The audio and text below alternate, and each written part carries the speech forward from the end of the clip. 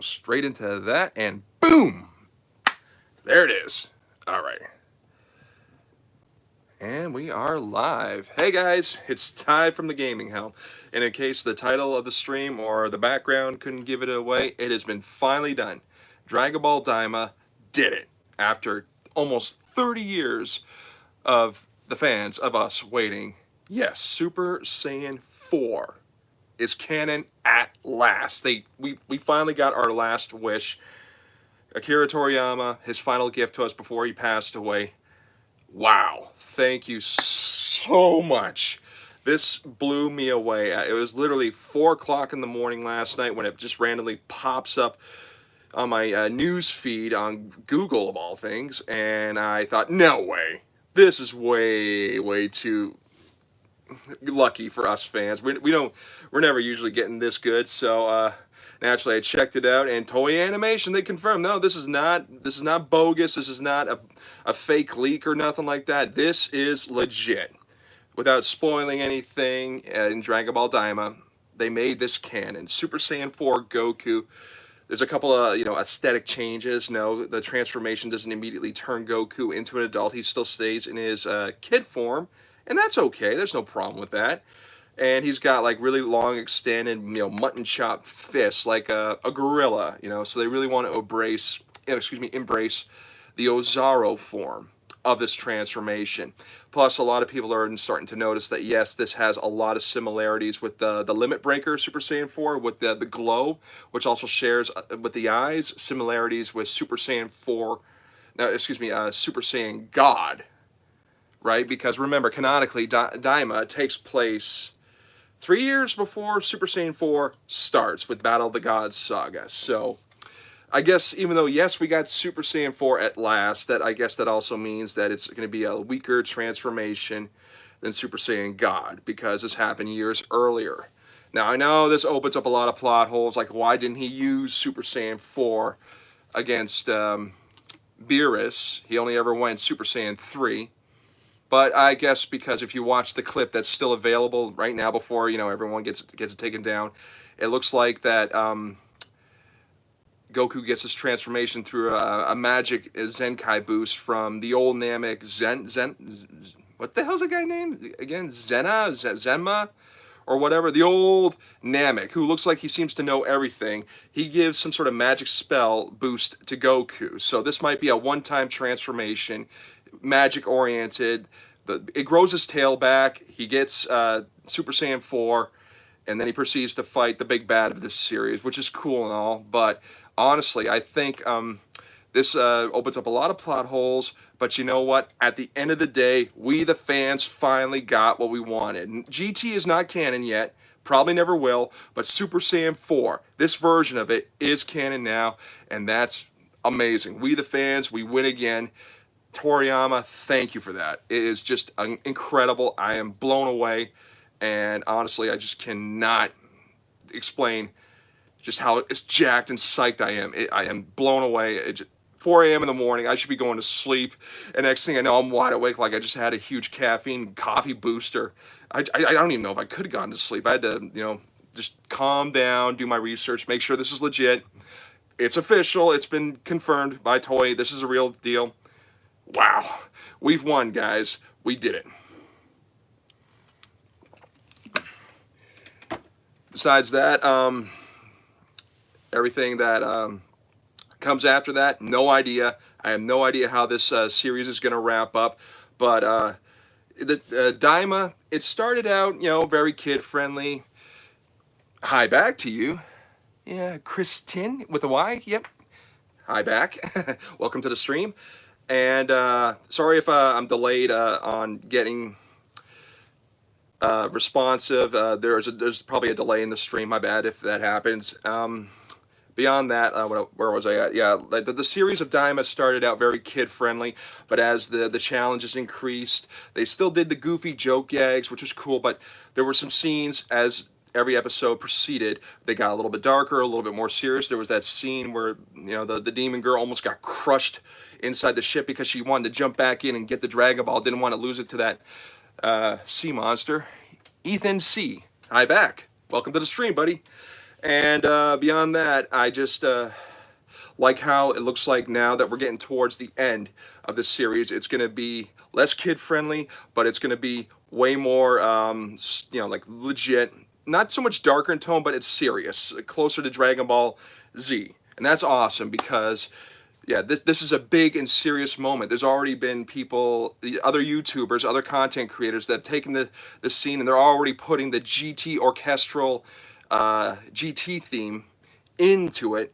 And what they're doing with is that like they're just honoring GT. Like this, I mean, the first thing that I saw about Super Saiyan 4, some YouTuber whose name escapes me, my bad, dude, but you took the transformation, you put the GT theme in it, orchestral style, no singing, just instruments only, and wow, I almost cried. At first I thought, this is BS, there's no way this is the real deal, and then, like I said, I did my research online.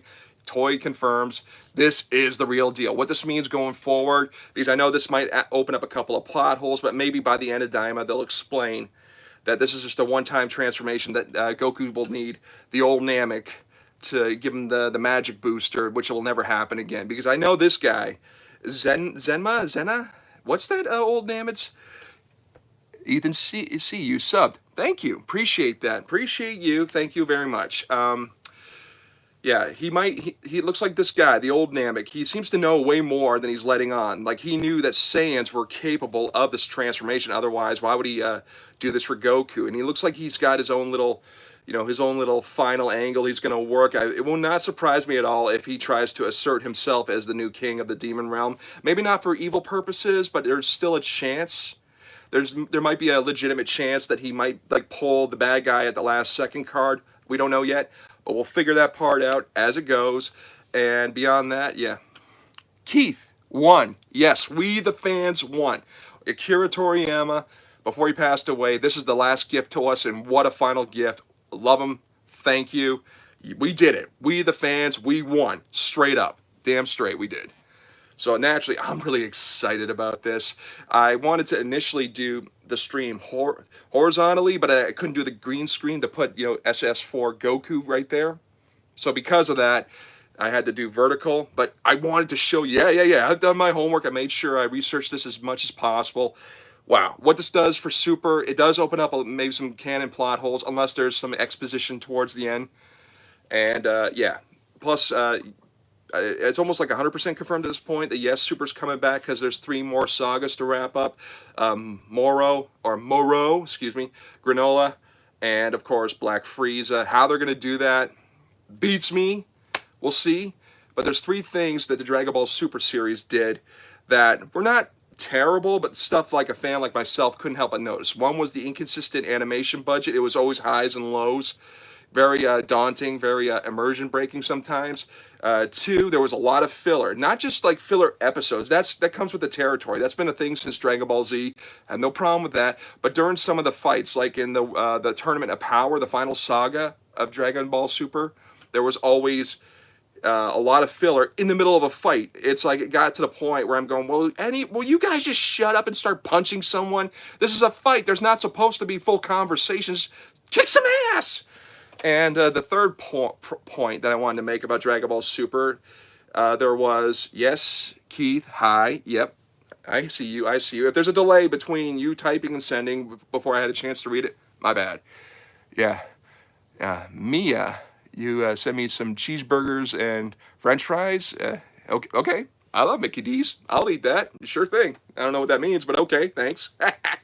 But the third point I wanted to make about Dragon Ball Super was there was a lot of retconning. The big one that kind of bugged me, but I'm over it. It's totally cool. I accept it. Was they completely changed Bardock's backstory.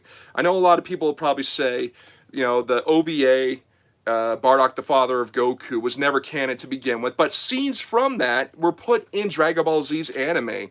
So, and his whole armor change, it looked very bland compared to the green, just straps only, no shoulder guards, dark blue armor. That looked badass, right?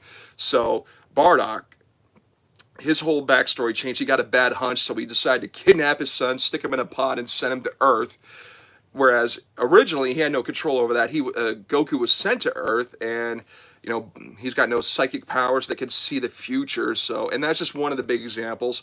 Sometimes it works out, sometimes it doesn't. Like Broly's backstory was completely changed. He wasn't a psychotic, you know, genocidal lunatic like he was in Dragon Ball Z. Instead, he's got some abusive mental problems, and they turn him into an anti-hero by the end of the Dragon Ball Broly movie, and he was seen very briefly, but he was seen training with Goku and Vegeta on Beer vs. World. So I'm interested to see, as far as that retcon goes, you know, what happens with Broly's arc, because I have a funny feeling it's not over yet. So there's, for more, point I'm trying to say is, yeah, I'm hyped. Dragon Ball Daima is making me hyped because this will probably help usher back the second part of Dragon Ball Super for us, the fans. So yeah, I am blown away. I'm really excited. 3 points. I'm hoping they smarten up a consistent animation budget. If they have to cut back a couple of episodes to keep the animation consistent, that's fine. Do that. All right. Point 2, obviously, the retcon craze. Just relax. All right. If you keep contradicting yourself, it's hard to keep track of the original story beats and what's going on moving forward. Okay.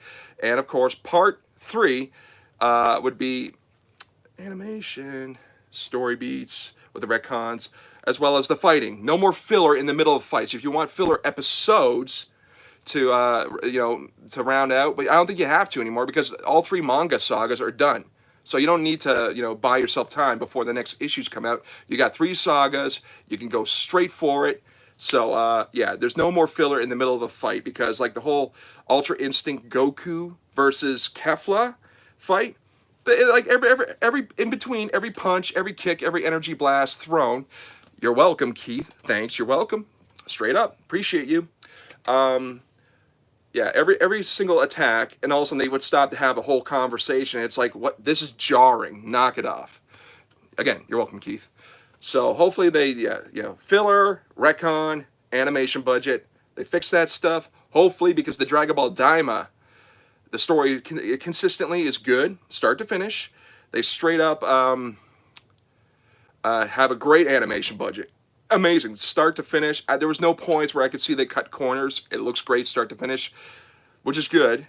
Because this is technically a mini-series, so they went in knowing they're not going to stretch this over like 100+ episodes like they did with Super, or even Dragon Ball Z. There were moments in Dragon Ball Z where they had to, fudge the budget a little bit. Yes, I'm live, unfortunate. Welcome to the stream. I do those whenever I can, and we're talking today about the canonization of Super Saiyan 4, Goku, and Daima. Big news. So, yeah, Dragon Ball Z had almost 300 episodes, like 291 plus OVAs and movies.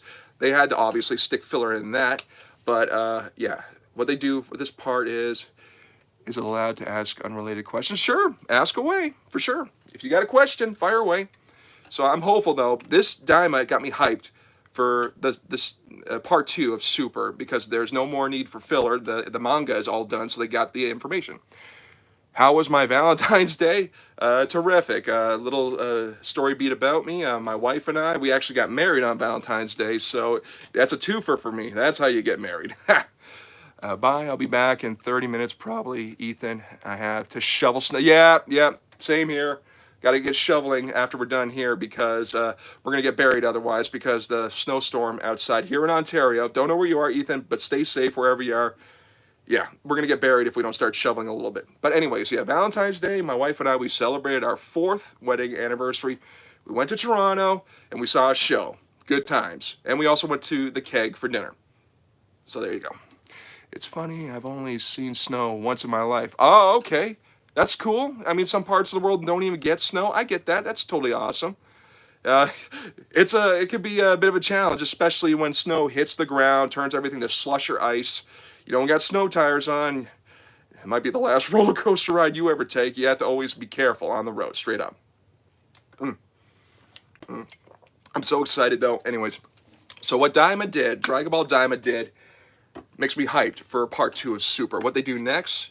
Ah, you are in Ontario too. Same here. Ontario as well. Yeah, so we're getting hit hard by the snowstorm. Hopefully, yeah, it ends by 6 p.m. tonight, and it'll stop because it looks like next week won't be too much snow. But yeah, I hear you loud and clear. Got to get shoveling after I'm done the stream. Awesome. Keith, TNT, yep, yep.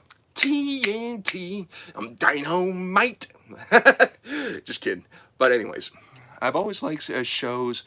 There's a guy who makes survival on Alaska. Always liked the nature like that. Yeah, okay, Alaska, yep, America's oil-rich state. I know all about that. Yeah, it's pretty much snowy because it's way up north there year-round. But yep, yep. Some of these survival shows, a lot of it is scripted, let's be real, but it's still great entertainment, and you learn stuff about the environments that they're portraying, and depending on location. So I hear you loud and clear. It's good stuff. I personally, besides loving video games, anime, and superhero stuff, comics, video games. I already said video games. Whoops. But I also like documentaries. I mean, Netflix, especially lately, Netflix is going crazy with their documentaries. Everything between historical events surrounding world wars. Just for example, if that's not your cup of tea, no problem. They also do stuff with sporting events, like with boxing or Michael Jordan's 10-episode long, how Chicago Bulls got their 6 world records, stuff like that. And Netflix, they're doing great at making these documentaries. You get to learn a lot of good stuff. All right, unfortunate. You say, my older brother loves Dragon Ball. His older cousin started him when it was airing in the 2000s. And I think he watched nearly every media and movie about it. Yeah, if you start late, it's okay, as long as you have someone who can explain, get you caught up. Because for me personally, my buddy, back in the day, it was, I think it was the late 90s. Could have been like, I take that back. Could have been like early 2000, maybe 2001, give or take. It was a couple years before I graduated high school is what I'm saying. So my buddy Chris Babrick, he got me hooked, and he started me right during the beginning of the final fight between Frieza and Goku in the Frieza saga. And I don't even know what the hell's going on. At first I think, okay, it's just a fight. But by the end of that legendary battle, I'm hooked. I'm going, I want to see more of this. I want, more, context. I want to, get the backstory. And boy, did I not realize how late I came into this Frieza saga, Dragon Ball Z by that point. 5 seasons worth of Dragon Ball, 3 seasons of Dragon Ball Z to get caught up on, just to get the context of what I was watching. Plus, on top of it, there was that point towards the end of the Frieza fight with Goku. He powers down from Super Saiyan. I go, what the hell happened to him? Because I thought at that point his hair naturally was gold, sticking up. I didn't even know what a Super Saiyan was. I just came into this fight all the way in. Yep, Keith, how you doing? Yeah, I see you again. All right, he has those giant figurines and stuff. I'm wearing a Super Saiyan hoodie right now too. Nice, nice. I don't have any Dragon Ball paraphernalia, but what I got right now? Oh, yeah. Friday the 13th, Jason, kill, mom. That my guy is my favorite slasher villain from the 80s. Straight up. I like, dressing up in my geek stuff for these streams. It's pretty cool, sets the mood. One second. I'm getting some serious cotton mouth here. 1 second, guys. Yeah, but I hear you. It's cool, you see something like this that gets you all jacked up and you just want to get your stuff on. Maybe even watch some of your favorite episodes to get some nostalgia. Good stuff. I love the original movie and anything but the marathon one. Marathon one? What do you mean by that? What marathon one? Keith sent me a bunch of emojis of drink. How come? No, I'm constantly talking here. And it's just plain old water. I got to keep, the cotton mouth at bay because it's kind of dry, thanks to being outside. The one with Jason going to New York. Oh, you're talking about the Friday the 13th movies. Yeah, a lot of people didn't like the Jason Goes to New York one, but I have to say some of the kills, if nothing else in that movie, were different, inventive. I mean, like where the young kid, he challenges Jason to a boxing match on top of one of the skyscrapers. Jason's not even fighting back, and the kid's just wearing himself out, punching the mask. A couple shots to the gut. We'll give him credit. But why are you punching the mask? He probably doesn't even feel it. And then he just is exhausted. His fists are all, messed up. And he goes, go ahead. Just knock my head off. Bam! Yes, I have watched Halloween because my wife's favorite slasher. She's huge into the slasher genre. We got the whole Halloween slasher genre. Oh, you can't see. Time out. I'll turn off the green screen. 2 seconds. Come on. Turn off. Yeah, like right here. This is all the Halloween movies right here. I mean, her favorite one is Halloween 2. We also got, you know, like the OG on Blu-ray. Despite how goofy it was, it holds up. It's a lot of fun. Yeah, we like Halloween. We got Ash vs. the Evil Dead right here. The entire Nightmare on Elm Street. I like Freddy. He's a funny guy, and he's good. We also got the Freddy vs. Jason movie, so on and so forth. Yep. Yeah, so we got all the majors, right? We also like watching whenever they put it on TV. Chucky, just for example, Chucky is always hilarious. It's the dialogue, you know what I mean? I love the OG and Halloween 2018. Oh, like is that the Rob Zombie remake? 2 seconds. Let me see. I got that one. See, when did that come out? Was that 2018? No, this was 2007. 2018. What are you talking about? The second revamped of the remakes? Oh, wait a minute. The other two after 2000. Oh, I should read the whole comment. My bad. The other two after 2018 was bad, especially the last one. Yeah, that wasn't even a Michael's movie anymore. It was the kid who was his protege or something like that. What was that all about? I hear you, 100%. It's like, this is what happens when you take a legacy character, you give it to a group of writers who don't really understand him, and it gets all kerfuffled. I will say this, though. 1 second. Wasn't expecting to do this, so it takes me a second to find it in my giant vault of movie-isms. Where is it? Ah! 2 seconds. Yeah. This is the first one, Halloween, the first remake. It was all right. It was watchable. I'll give it that. But the second one, which I also have, the second one, that one had the highest kill count in franchise history. And just for that, the fact that there was the huge body count, like for the first time we see mobs of people attack Michael, and they get their shots in, but eventually he just gets up and starts killing. Rob Zombies is cool too. Yeah, I thought it was cool how they got the actor who played Sabretooth in the first X-Men movie way back when. That was Michael in that one, the actor. All right, I think it was hated for no good reason. I liked the grimy look of that era's remakes. Yeah, absolutely. Yeah, I got that. Yeah, I got both of them. I got both of them right here. I hear you, straight up. The one major mistake I think these Rob Zombie movies did, they allowed Michael to talk. Big no-no. Big no-no. Plus, in the second one, they stole Jason's backstory, where Michael's getting orders to kill from his mother beyond the grave. Don't know why they did that, but it was just a way for Rob Zombie to stick his wife in everything. I guess so. All right, let me finish your comment first. Yeah. Look, era remakes of classic horrors. My favorite from that era is Texas Chainsaw Massacre remake. Oh, Leatherface. Okay, yeah. The one that came out in 2022, where he is about to kill a group of people in a bus, and they pull out their cell phones, and they're going live, and they go, make a move, and you're so canceled. And he just goes, okay, and just cuts everyone down. It's like, wow. Whoever made that movie had balls. But I know what you're talking about. You're talking about the Michael Bay remakes. Yeah. The first one had Jessica Biel in it. Yeah. He only talks in the director's cut, though. True. That's the one I got, and that's the only one I have. My bad. Good call, though. R. Lee Erming is so great in that remake. He was the true bad guy in that. Leatherface was more or less the muscle that listened to him. Very true. Very true. Hold on a second. You're getting me excited now. I gotta... here we are. Yep. Yeah. Here's the first remake. Oh, sorry, Flash. And the second one. Yeah, the second one actually is a prequel. But whatever. They're both great. R. Lee Erming was terrifying in that movie. I like how he tortures the kid in the second one with the saran wrap around his face, and he tells his brother, oh, you better talk before your bro suffocates. Oh, that was intense. Two horror nerds talking about horror. Yeah, that's what it's all about. I know I started with Dragon Ball, but at the same time, if you got something you want to talk about in the stream, let me know in the comment.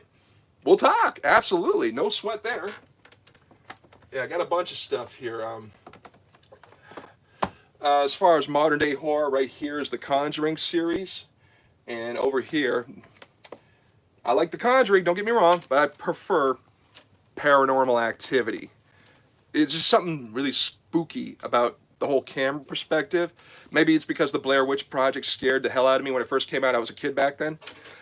The Chainsaw movie with the McConaughey was funny too. Oh boy, I'm having a hard time pronouncing that. 2 seconds. Okay, 2 seconds. All right, the Chainsaw movie with Nabakani was funny too. I learned that his agents tried to delay that movie so it wouldn't hurt his image because the movie was bad. Oh, you know what? Sometimes they know during production it's bad. It's a bad deal, but they try to spin it, try to make at least some money off it, because if it's a legacy name, it will make money because the fans will show up at least opening weekend. But once the word's out, it's over. 2 seconds. And, yeah, Mick. Yes, Keith. Thank you for your subscription. Appreciate you. Thank you. Yeah, it means a lot. Yeah, so yeah, we're just talking about slasher movies now. We kind of moved on because I would just go in circles about how I'm stoked about Daima and how it'll go from there into Super Part 2, if they even do it. I don't know. It's not 100% confirmed yet, but we the fans, we can hope. But it took almost 30 years to get Super Saiyan 4 canon, so we'll temper our expectations when we go from there. Oh, has anyone, just a sidebar, has anyone seen that zombie movie from the South Korea, The Train to Busan, and it's a double pack, Peninsula was in it as well. That was intense. Ooh. Jesus. I won't say out loud, but I'm sorry for your loss. Straight up. Yeah. Jeez. Sorry, I didn't know about that. I mean, sorry. God. I'm just going to put this back. Yeah. Well, I hope you're doing okay. All right. Just stay safe. And, in this time, go to your family. All right. There are people there that will help you get through this. It's a tough deal. I'm sorry to hear that. All right. Yeah. Wow. 2 seconds.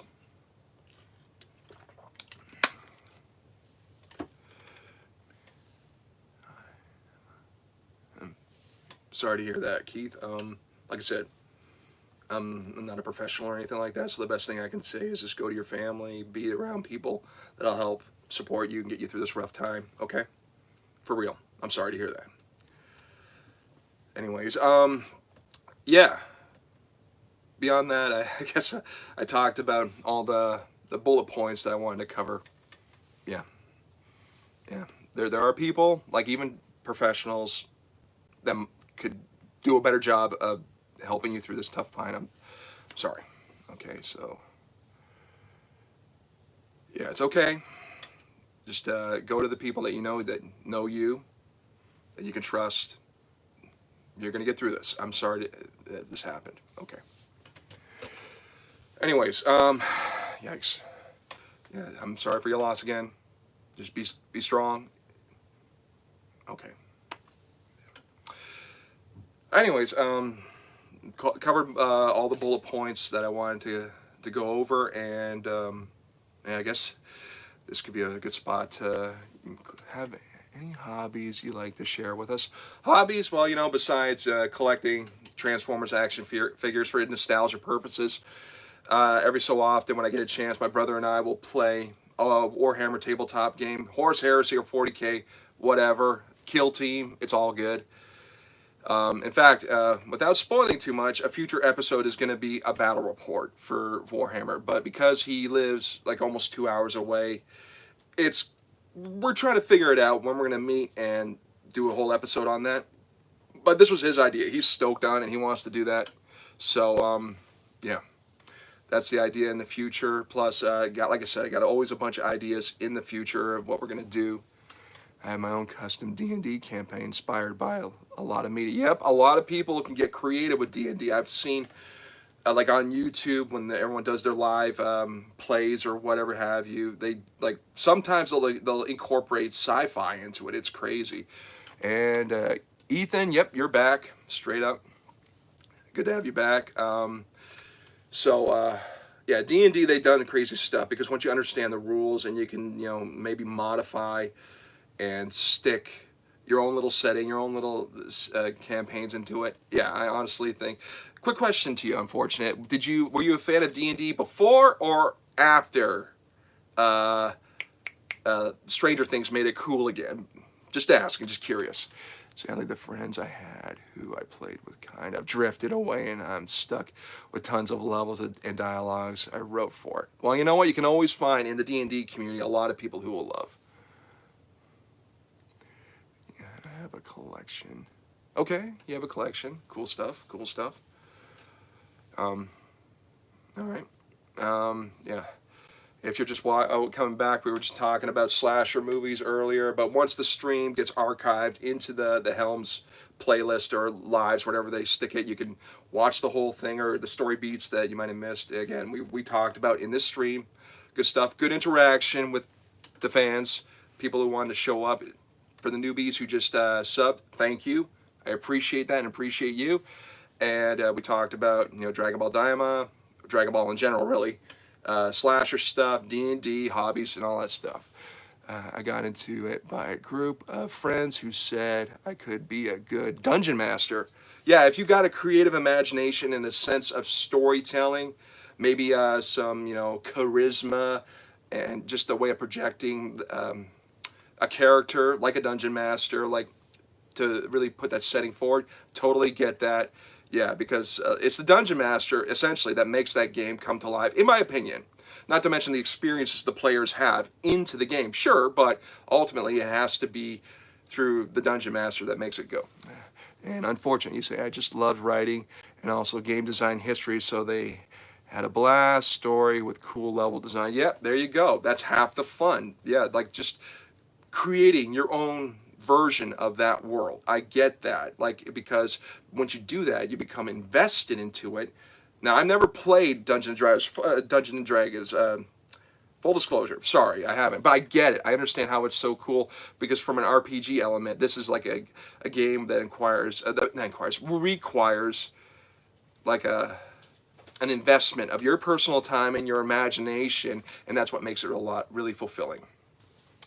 Anyways, that's cool altogether.